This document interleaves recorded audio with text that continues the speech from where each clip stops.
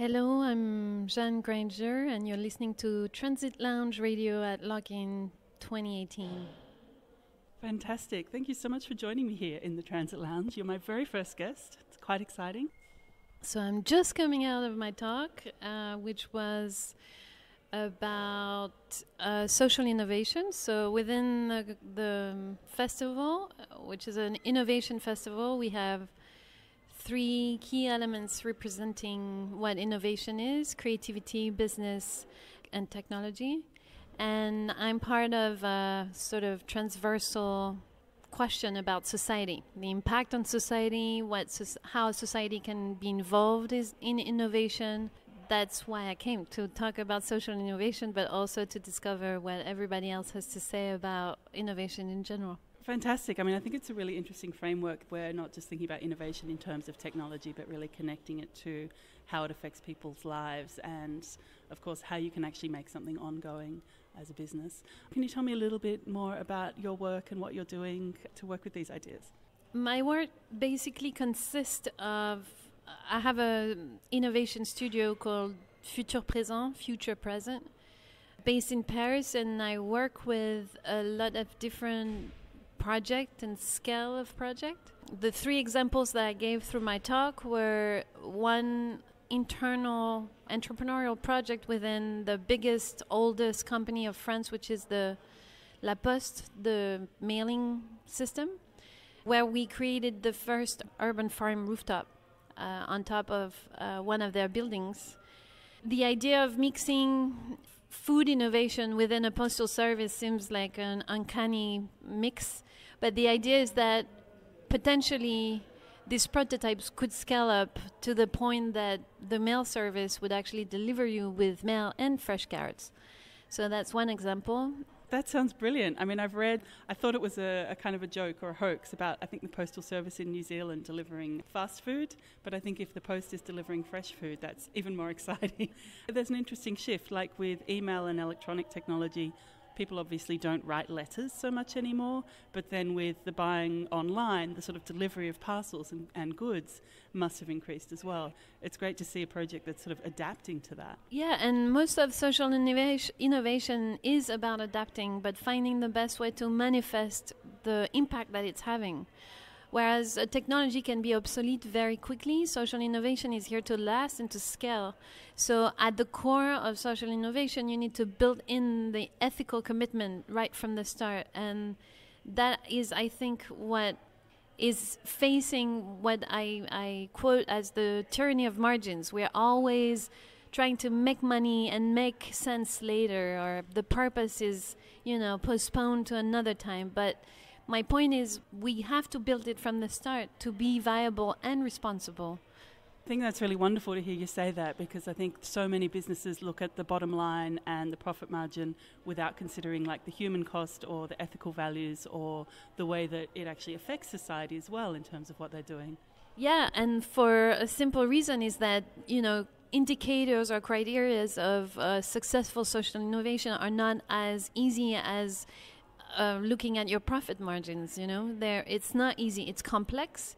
But what I'm trying to say, without being, the censor and the moral standard for it, is that it can actually be fun, creative, and actually really good for business and very empowering for the people. And I think motivation and engagement from your team is what, in the long run, will make you successful. No, that's a really good point, because it's also, I think people need to feel invested and ownership in the work that they're doing.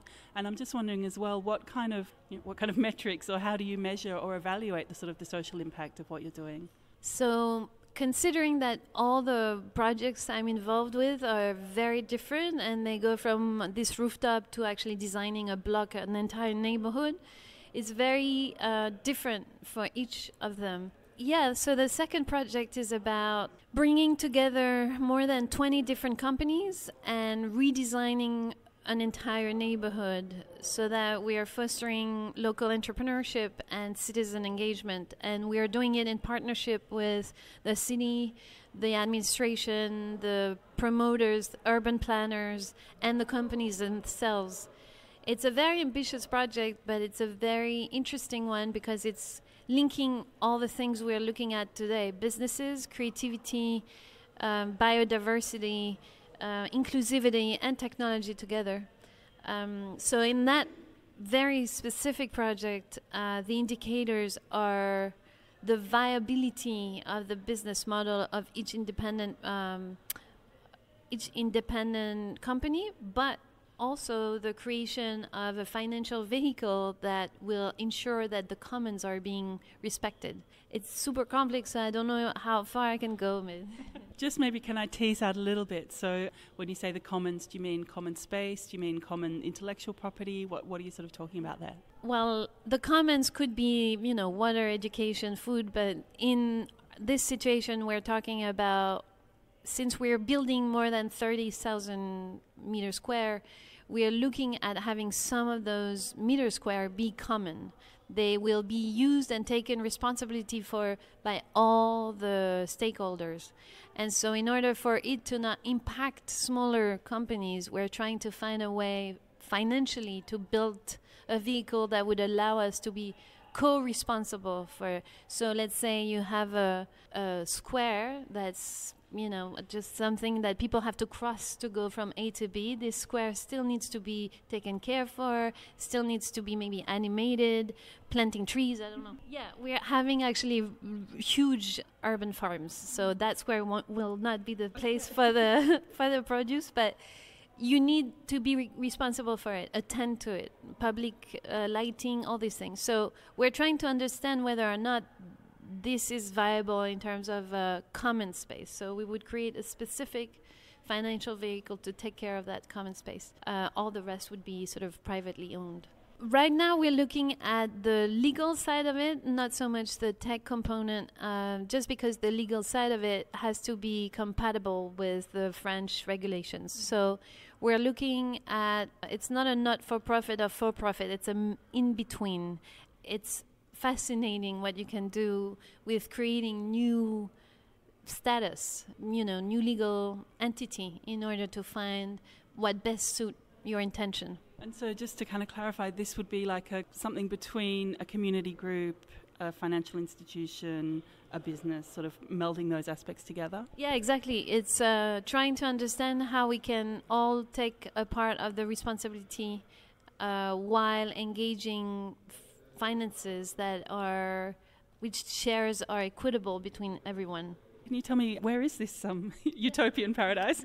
So this utopian paradise is in the making because, as you know, building takes time. So this is the result of an open call. So we won a couple of months ago. And so we're building it as we speak. And the actual buildings will be ready in probably 4 years. But it will be in the east of Paris, in a suburbs called Les Lilas.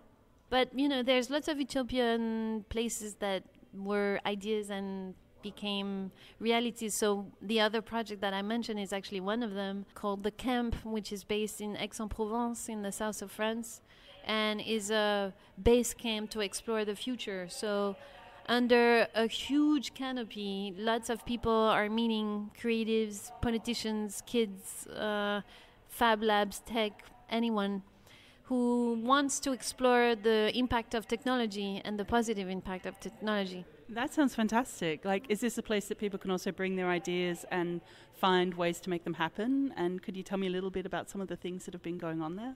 There's a business incubator, there's a creative residency, there's a co-innovation program which I'm involved with, which is mainly designing learning expeditions so that people, wanting to launch their team in innovation mode, for instance, are welcome to address this desire, and we co-design with them something that is 2, 3, 4 days, even longer period sometimes, to really find a way to make them shift their mindset so that they can understand technology, the transformation that's coming with it, but also the innovation in terms of social impact that can come with it. So specifically what has happened, we've already had 2 promotions of hivers. So the hivers are the creatives in residency.